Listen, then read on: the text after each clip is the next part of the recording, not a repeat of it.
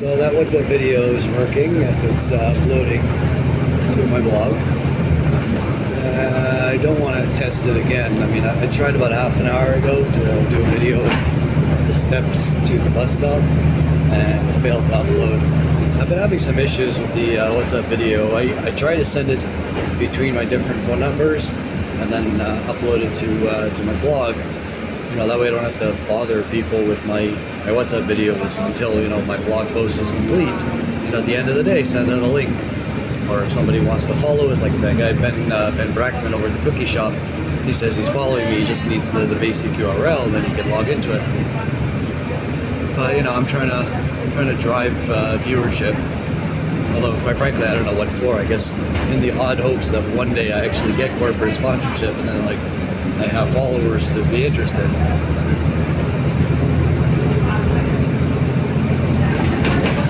I don't know. Whatever. It's just something to do. I think Mishlei, pretty sure, although I haven't read it in a long time. But anything you find in your hands to do, you should do. Which, I mean, obviously is not including the things that are forbidden, but within the permissible or the non-discussed, you know. Like blogging, theoretically, has the potential of being negative because it could be lo seder rachel. You know, and you know, you shouldn't be a gossip monger, and you shouldn't be speaking constant negative. You shouldn't be speaking any negative. You know, there's I forget the exact line in Tehillim, but he who wants life, you know, things like that. So I was hoping that my blog would be a great shidduch resume and a great financial, you know, means of income and supporting a wife and kids, but in the meantime, it's basically just a diary, like self-help, self-therapy. I can't really afford a therapist, and after having seen 7 psychiatrists, 7 social workers, 3 psychologists, a psychoanalyst, and a hypnotist, I'm kind of done with the profession. I'd be done with doctors, but I don't know how to do that because when I have a medical emergency, who else am I going to turn to? You know, like the rabbi, he can help you with my soul. But the doctor, you know, like they say, ERs, that God gives the doctors permission to heal. And in the United States, doctors have the Hippocratic oath that they're sworn first not to do harm. You know, technically, if they have to cut into somebody, it's, you know, it's on condition that they're going to heal them. And it's for the purpose of healing. You know, but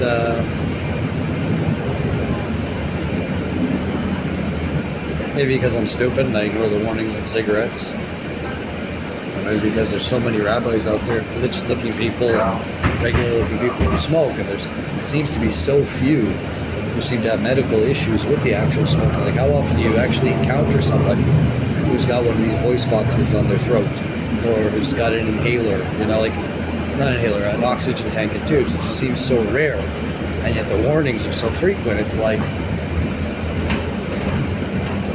let's say smoking affects 1% of the population that way, and they have to put on the warning. I don't know, you know? Like, I asked one rabbi in Toronto, and he says it's healthier for some than for others. You know, he doesn't seem super healthy to me, but, you know, he's like 60, 65, maybe even 70, I don't know. And, you know, health issues creep onto anybody anyway, so, you know, who's to say what it is? Plus, they say that the righteous, they suffer the health issues more than anybody else, which, you know, goes to beg that the Christian missionaries and priests, etc., you know, if they're walking around healthy, they're obviously not too righteous. But you find plenty of rabbis who are using canes and crutches and wheelchairs, etc. They suffer a lot of physical indignation.